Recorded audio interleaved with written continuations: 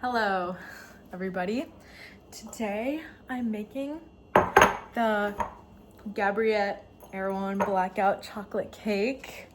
So let's get right into this video. Okay, so first thing I'm gonna do, where is it? So I'm just gonna take some flax. This is flax meal, but in her recipe she says to just blend up flax seeds. But that's all I have. So I'm gonna mix 3 tablespoons with 9 tablespoons of water.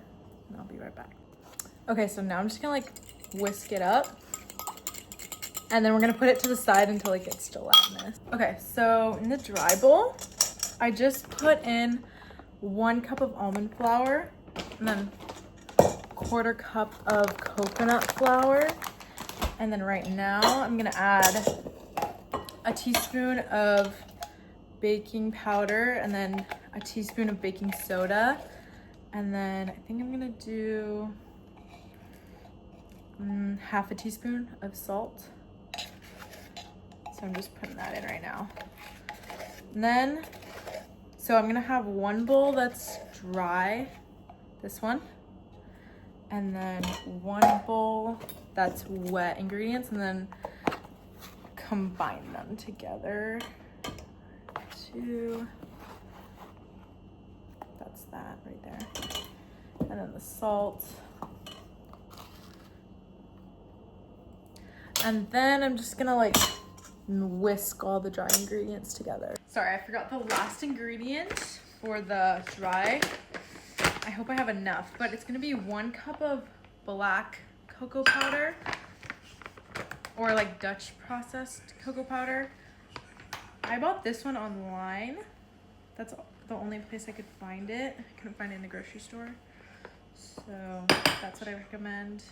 I think I only have exactly enough. So I'll just do that.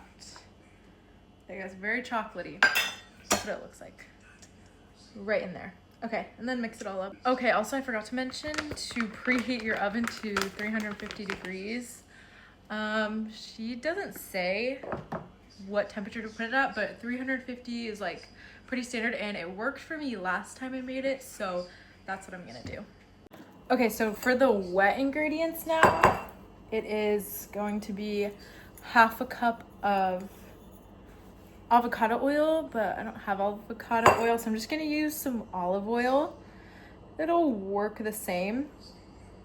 The last time I made it, it worked out fine too, so I'm just gonna use some olive oil.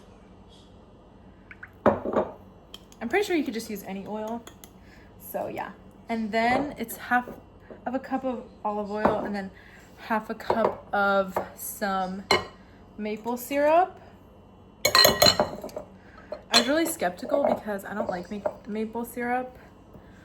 I don't really like maple syrup, and I just don't like the taste of it. It's like, I don't know, I don't like the taste of maple syrup. I don't like using it to sweeten things. But in this recipe, it's like, oh, I barely had enough there.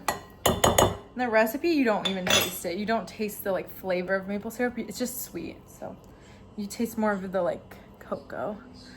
All right. So the next ingredients are 1 tablespoon of apple cider vinegar. This is the one I'm using.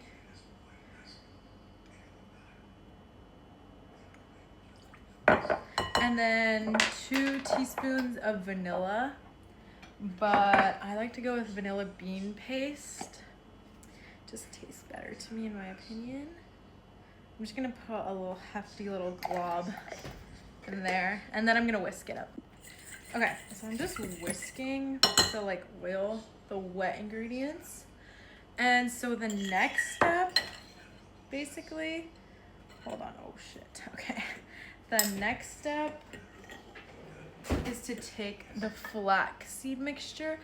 It's supposed to be like an egg replacement, so it should be a little like jelly like, and I'm just gonna, oh shit, hold on, let me film this. Okay, I'm just gonna pour that right into there, just like that, and then just whisk it up just like that. should be good. And then the next move is to pour the wet into the dry. So I'm just gonna do it like that. And then I'm gonna grab a spatula really quick. So, okay, I hope that's recording. So now I'm just like mixing it. And the texture should be like really like thick. It shouldn't be really like a cake batter texture. I don't know if you see that. It should be more like almost a dough texture. Okay. Yes, very thick. Like when you're pouring it into the pan, you should like have to like press it out. And also sometimes when you're mixing this dough, like little clumps of like almond flour will appear. So I just have to mix it for a while just to get all the little clumps out. But it should look like that basically. And then I'm gonna put it in a pan with some parchment paper and then bake it for 20 minutes. And I'll be back. Okay, so I didn't film it, but while the cake is in the oven, basically, so in the recipe she says just to melt some chocolate chips and like drizzle it on top. But I kind of found that like when I melted the chocolate chips, like I like put it on top and then like I let it sit on the counter for a week and it kind of got like hard and like weird. And it just like oxidized. I don't know, it was really weird. So I decided this time for the like topping, I'm gonna make a chocolate ganache. So what I did was I just used the rest of the chocolate chips I had, but I basically put everything in this bowl. I put equal parts dark chocolate chips and equal parts heavy cream. So now the cake's not vegan anymore, but like it's fine. So I put equal parts and then I just threw it in the microwave for like a minute and a half, and then I just mix it up. And it's right here. And this is what the topping is gonna be for the cake. And now it's like a thick ganache. And hopefully it'll set really nicely. So yeah, so that's how I did that. Okay, there she is. And I'm gonna cut a piece and I'll give you a review. Okay, this is my review of the cake. Okay, it's really good.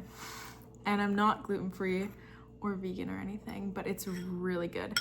And it's not too sweet.